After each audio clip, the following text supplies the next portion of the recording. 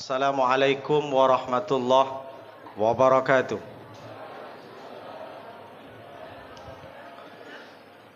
Siang hari tak boleh kumur-kumur.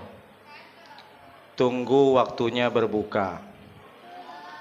Malam ini saya berjumpa dengan jemaah Masjid Baitul Ma'mur. Insya Allah semuanya masuk surga. Ibu-ibu mau masuk surga? Cepat atau lambat? Cepat mati dulu. Maksudnya cepat masuknya Pak Ustadz, di sirat tak lambat. Bismillah, alhamdulillah, wassalatu wassalamu ala rasulillah Sayyidina Muhammadin ibni Abdillah wa ala alihi wa ashabihi wa man tabi'ahu wa mawala. Ashhadu an la ilaha illallah wahdahu la syarikalah wa ashhadu anna sayyidana wa nabiyana Muhammadan abduhu wa rasuluh la nabiyya ba'dah. Allahumma salli wa sallim wa barik ala Sayyidina Muhammad wa ala ali Sayyidina Muhammad. Yang sama-sama kita hormati sahabat saya satu kampung Portugal, Ustadz Hafiruddin.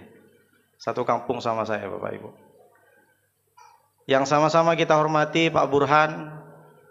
Ada Pak RT sahabat saya, hadir apa tidak? Saya lihat dari tadi tak nampak.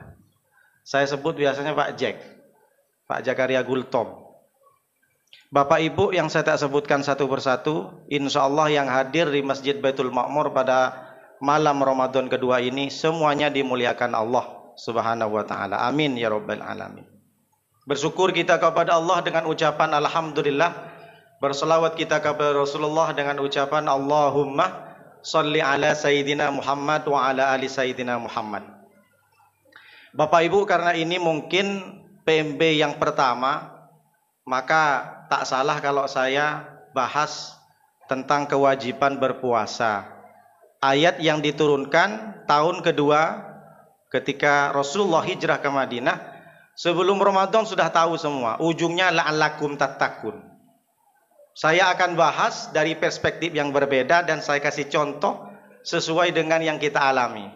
Masalahnya boleh jadi besok itu ustadznya la'allakum tattaqun. Besoknya lagi la'allakum tattaqun. Nanti ibu-ibu ketemu sama siapa itu? Ustadz la'allakum tattaqun. Tapi akan saya bahas sesuai dengan apa yang kita lihat. Kalau saya bahas satu ayat ini bisa 1 jam, tapi saya persingkat saja. Bagaimana ayat kewajiban berpuasa? Ya ayyuhalladzina amanu kutiba alaikumusiyam kama kutiba alal ladzina min qablikum la'allakum tattaqun. Wahai orang-orang yang beriman, kata ya ayyuhalladzina berarti Allah mengundang. Yang diundang cuma satu untuk berpuasa. Siapa? Orang yang beriman. Apa itu beriman Pak Ustadz? Pakai bahasa Batam, percaya. Yang diundang untuk berpuasa adalah orang yang percaya kepada Allah, percaya ada Rasulullah, percaya ada surga, percaya ada neraka, percaya kalau kita mati semua. Dan kita percaya juga kalau setelah mati kita akan hidup lagi dihisab. Maka ketika Bapak Ibu jalan-jalan ke pasar mana saja, saya tak sebutkan pasarnya. Kalau ada orang tak berpuasa, dia sembunyi di rumah makan hantu. Kok rumah makan hantu Pak Ustadz? Tak nampak kepala, kaki aja nampak. Itu kalau di bulan Ramadan. Kalau di luar Ramadan, biasa hantu itu kakinya tak nampak. Kalau di dalam Ramadan, kepalanya tak nampak. Kenapa Pak Ustadz? Pakai tirai dia. Kaki aja nampak. Itu orang tak bisa diusir pakai ayat kursi. Dibacakan ayat kursi, Yasin pula dihafal. Caranya gimana Pak Ustadz? Pakai kursinya, jangan pakai ayat kursi. Jadi Bapak Ibu kalau nengok, nah ketika ada orang yang seperti ini, dia tak percaya, maka tak diundang oleh Allah. Kenapa dia tak berpuasa? Khusus laki-laki. Kalau perempuan masih alasan, ada haid, menyusui, hamil, melahirkan dan lain sebagainya. Atau tua renta. Tapi kalau laki-laki sehat tak puasa di bulan Ramadan, cek aja. Boleh jadi dia wujudnya laki-laki, tapi dalamnya macam yang nyanyi no comment. No comment itu si derita lu. Tak boleh pula nyanyi di masjid. Boleh jadi dia LGBT. Jika kalau ibu-ibu suaminya tak puasa, berarti dia tidak diundang oleh Allah. Bang, kenapa tak puasa bang? Aku tak diundang katanya. Kenapa? Halangan katanya. Perlu dicek kalau suami halangan. Jadi kenapa harus beriman, harus percaya? Orang berpuasa percaya kalau Allah yang membalas. As-saumuli wa ana ajzi bihi. Puasa itu untukku. dan aku yang akan membalasnya. Kok bisa begitu? Ketika ada orang yang masuk ke toilet, misalkan anak-anak muda, bocil-bocil, baru balik. Dulu saya juga pernah. Kalau masih belum tamyiz tak masalah, tapi jangan dibiasakan. Masuk kamar mandi tengah hari, haus luar biasa. Ketika sudah masuk kamar mandi, ditengok ke atas atap, di bawah keramik, tak ada CCTV, dikunci. Nengok air di bak macam nengok es cincau. Nengok es jagung Hawaii. Luar biasa. Kalau dia tidak beriman kepada Allah dan tidak la'allakum tattaqun, tak tahu tujuan puasa, maka diminum. Setelah keluar, apakah ada orang tahu kalau dia minum? Tidak ada. Setelah pulang, setelah keluar dari kamar mandi, cepat-cepat. Tiba-tiba keluar kamar mandi, lemas sekali ya hari ini. Iya, haus sekali ya. Iya, aku juga haus. 5 menit kemudian, kata, kok bisa pula kamu gelegean? Kata. Ketahuan pula. Artinya apa? Orang puasa dan tidak puasa tak bisa kita tentukan. Beda dengan orang sholat. Dia sholat, iya dia tadi ke masjid, Allahu Akbar, nampak. Tapi kalau orang puasa, ada yang puasa sehat, main futsal, main tenis meja, gym. Ada yang main zumba perempuan. Bisa puasa. Tak bisa tentukan mana puasa. Oh, orang puasa itu lemes. Tak. Karena puasa itu hanya kita dan Allah yang tahu. Makanya Allah sendiri yang balas. Pertama. Yang kedua, kutiba 'alal ladina. Ya ayyuhalladzina amanu kutiba 'alaikumussyiyam. Pak Ustadz, saya tak mau puasa. Kenapa? Dalam ayat Al-Baqarah 183 ini tidak ada kata-kata wajib, yang ada kutiba. Kutiba bahasa Arab, Pak Ustadz, artinya dituliskan. Oh, ini tak belajar usul fiqh namanya. Kata-kata wajib bahasa Arab itu bukan cuma kutibah saja. Farodah, amarah, wajabah. Kutibah mabni majhul. Kalau bahasa Inggris itu passive voice. Memiliki arti di. Allah tidak disebutkan di situ. Diwajibkan atas kamu berpuasa. Tidak ada kata-kata Allah mewajibkan atas kalian berpuasa. Tidak. Apa maknanya? Bahwa Allah tidak ingin memberatkan kepada kita. Yuridu bikumul yusrah wala yuridu bikumul usrah. Ada di ayat selanjutnya. Allah menginginkan kita yang mudah-mudah saja. Allah tidak menginginkan kita yang susah. Artinya apa? Kalau memang kau sakit, boleh tak puasa, ganti saja. Kalau memang kau sudah tua renta, silahkan tak puasa, bayarkan fidyah saja.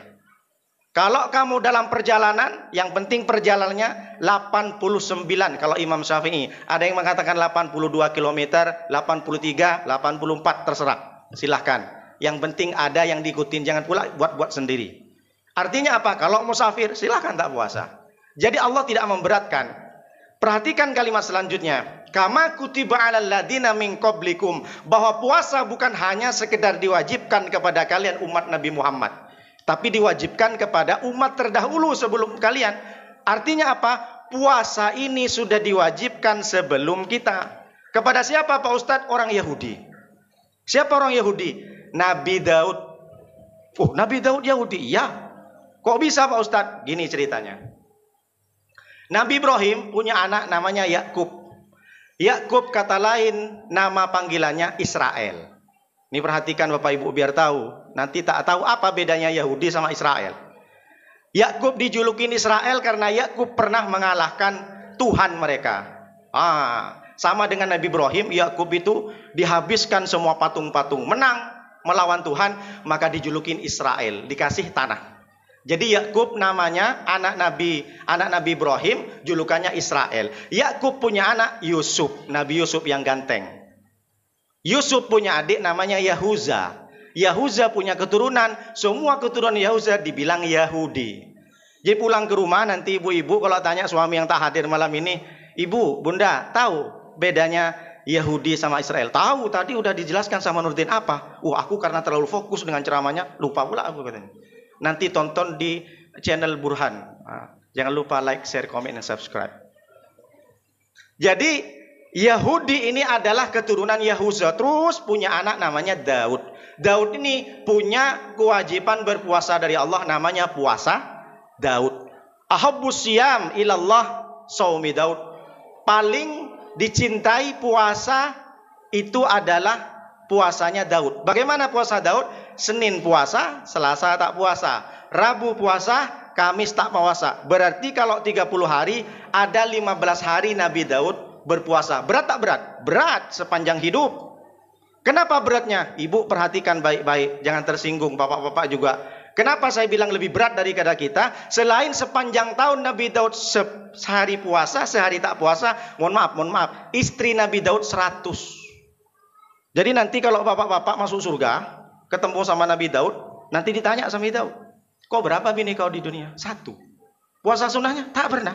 Ketawa Nabi Daud, kik. Aku aja bini 100, puasaku sebulan 15 hari. Kenapa bisa berat? Karena malamnya Nabi Daud tidak boleh bercampur. Senin puasa, maka malam Seninnya tak boleh menyentuh. Bayangkan 100 istrinya Nabi Daud nganggur ketika Nabi Daud puasa. Berat. Kalau umat Nabi Muhammad, silahkan. Siang aja tak boleh bercampur. Kalau bercampur kena kafarat. Kafarat itu bayar nanti 2 bulan berturut-turut puasanya. Bapak ibu meskipun suaminya halal, masih mau ganteng, menggoda siang hari, jangan deket-deket. Tak boleh. Haram. Yang halal saja jadi haram kalau siang. Kalau malam silahkan. Uhalla lailatas siyami rafathu ila nisaikum. Pada malam harinya kata Allah, surat Al-Baqarah 187, dihalalkan suami kalian, dihalalkan istri kalian untuk bercampur. Kenapa? Lanjutkan kalimatnya, alimallaha annakum kuntum tahtanuna anfusakum. Karena Allah tahu kepada kalian wahai kaum laki-laki tak bisa nahan nafsunya. Allah sedemikian rupa membahasakan untuk laki-laki. Berat. Puasa orang dahulu lebih berat jauh daripada puasa kita. Allah mengajarkan kepada kita jangan lemes-lemes puasa. Karena ketika dalam 1 tahun hanya 30 hari aku kasih. Beda dengan umat terdahulu. Orang barat menyebutnya Nabi Daud nih David, King David. Punya anak namanya Sulaiman. Kalau orang Eropa nyebutnya Solomon, King Solomon. Konon katanya kerajaannya sampai ke Jogja. Makanya ada Sleman. Sampai ke Riau, Wak Leman. Mohon maaf Wak Leman kalau ada Pak. Sulaiman sebenarnya. Yang ketiga, yang terakhir, la'allakum tattaqun. Apa maknanya tattaqun? Banyak orang tak tahu. Puasa itu tujuan adalah takwa. Diawali dengan kata iman, percaya, diakhiri dengan kata takwa. Apa itu Pak Ustadz tak ngerti? Saya kasih contoh. Kalau tak ngerti lagi, berarti terlalu banyak makan buka puasa hari pertama. Apa kata Allah? Agar kalian bertakwa. Apa hubungannya iman dengan takwa? Saya kasih contoh yang konkret saja. Bapak Ibu punya info dari Polresta Barelang bahwa besok hari Jumat ada razia Tiban Center misalkan. Sekarang udah tak ada razia karena sekarang online. Nanti dikenai dipajak saja. Tapi tak bayar pajak tak masalah lah. Kemarin udah terjadi anak orang tukang pajak itu. Kata anak-anak sekarang duduk di balkon pakai HP Xiaomi, anaknya pakai Robicon, rakyatnya pakai Indomie, cuaks. Ketawa anak muda semua. Jangan dikira Ustadz tak update juga, masih muda guys. La'allakum tattaqun. Orang percaya besok ada razia di Tiban Center. Maka orang ketika percaya besok ada razia di Tiban Center, dia beriman namanya. Iman kepada siapa? Iman kepada informasi polisi. Karena dia yakin percaya besok ada razia, maka dari rumah dia persiapkan segala sesuatunya. STNK dicek. Sudah mati atau belum pajaknya. Helm dipasang, pastikan bunyi klik. Lalu kemudian ditengok spion, mesin semuanya berangkat.